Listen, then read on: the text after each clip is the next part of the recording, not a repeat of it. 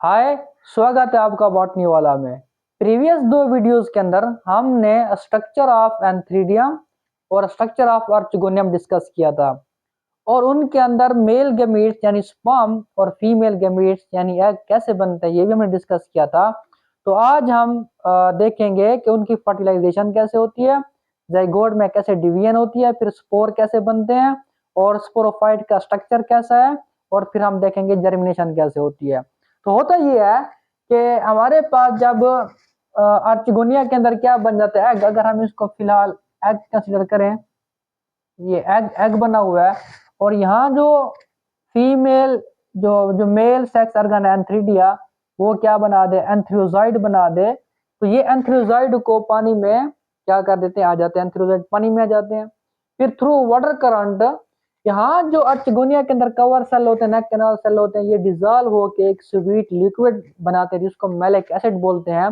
फिर ये जो एंथ्रोजाइड होते हैं ये मूव करते हैं टुवर्ड्स स्वीट लिक्विड यानी मैलिक एसिड, और इन स्पर्म की इस मूवमेंट को हम बोलते हैं कीमोटैक्सी। तो ये जैसे ही यहाँ से ये मूवमेंट करते हैं तो ये आ जाते हैं अर्चिगोनिया के अंदर और यहाँ आके एग को क्या कर देते हैं, फर्टिलाइज्ड।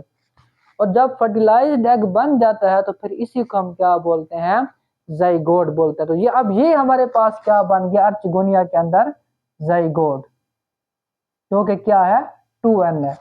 अब इस 2n जाइगोट के अंदर अब इससे बनेगा एम्ब्रियो।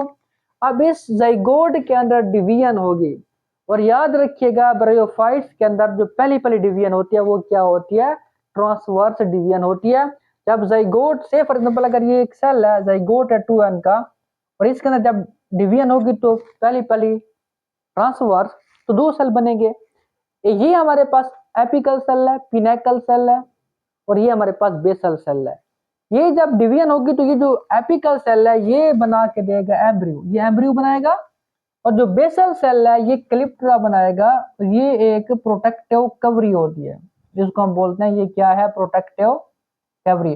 तो इस तरीके से ये ऊपर एक प्रोटेक्टिव कवरी बन जाएगी और नीचे ये क्या बन जाएगा, एम्ब्रियो। तो इस तरीके से क्या होती है, एम्ब्रियो की डेवलपमेंट होती है। फिर एम्ब्रियो के अंदर डिवीजन होती है और उस डिवीजन के नतीजे में क्या बन जाता है, स्पोरोफाइट। अब अगर जाइगोट क्या था 2n, तो इसके नतीजे में जो एम्ब्रियो बनेगा वो भी 2n होता है। तो इसका मतलब ये है कि यहाँ डिवीजन कौन सी होगी, माइटोसिस। तो 2n एम्ब्रियो से फिर क्या बना हुआ है, स्पोरोफाइट। तो स्पोरोफाइट भी हमारे पास क्या होगा, 2n होगा। अब ये जो स्पोरोफाइट होता है ये अटैच्ड होता है टेबिटोफाइट के ऊपर इन केस ऑफ ब्रायोफाइट।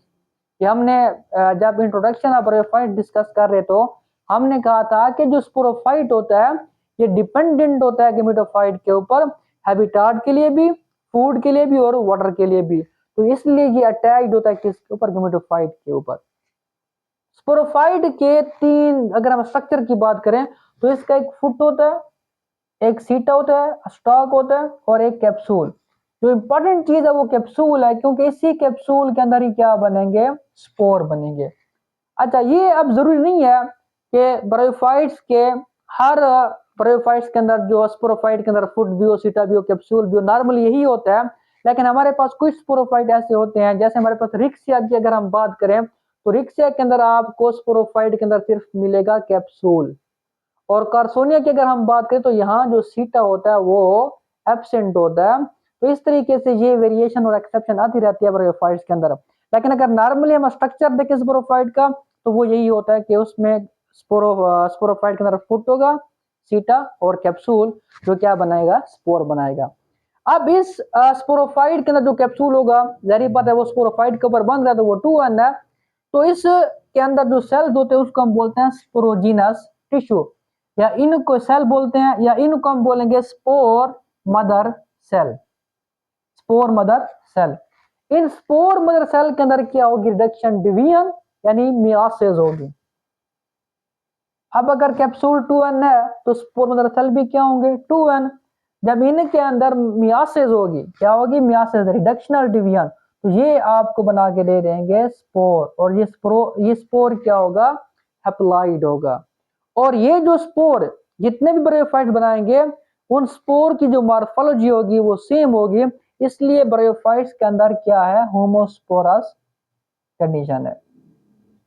अब ये जो स्पोर है ये डिस्पर्स होंगे, डिस्पर्स बाय एयर, एयर के जरिए क्या होंगे, डिस्पर्स होंगे।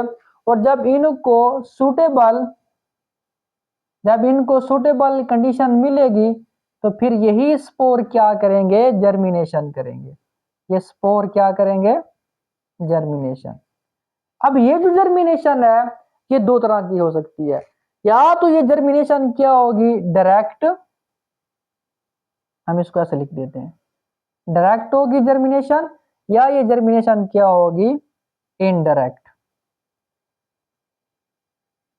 डायरेक्ट से हमारी क्या मुराद है कि अगर स्पोर है, से फॉर एग्जांपल ये स्पोर है, ये हैप्लॉइड है, तो स्पोर से एक जर्म ट्यूब निकले, यहां से क्या निकलेगी, जर्म ट्यूब, और ये जर्म ट्यूब डायरेक्टली डेवलप, ये पूरे का पूरा स्पोर जो स्ट्रक्चर होगा ये डेवलप हो जाएगा किसके अंदर, गैमेटोफाइट के अंदर।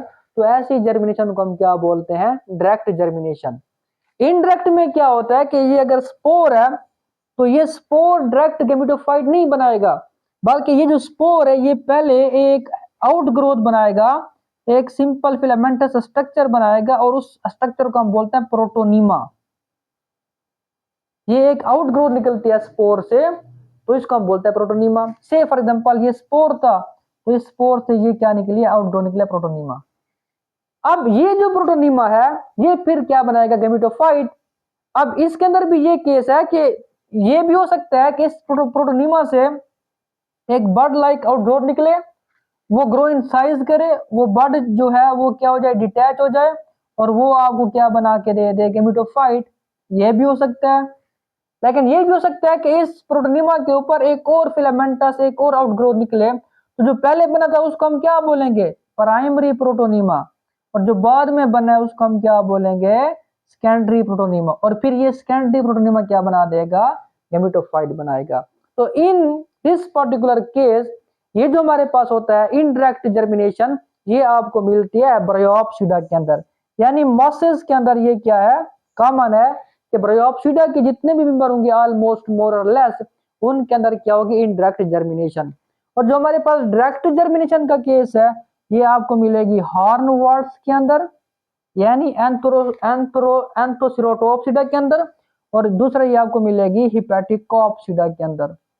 तो इस तरीके से फिर जो स्पोरोफाइट है वो आपको क्या बना के दे देगी, गैमेटोफाइट। तो ये हमारे पास क्या था, लाइफ साइकिल जो हमने कंप्लीट किया है 3-4 वीडियोस लेक्चर के अंदर। नेक्स्ट हम डिस्कस करेंगे लाइफ साइकिल ऑफ ब्रायोफाइट्स।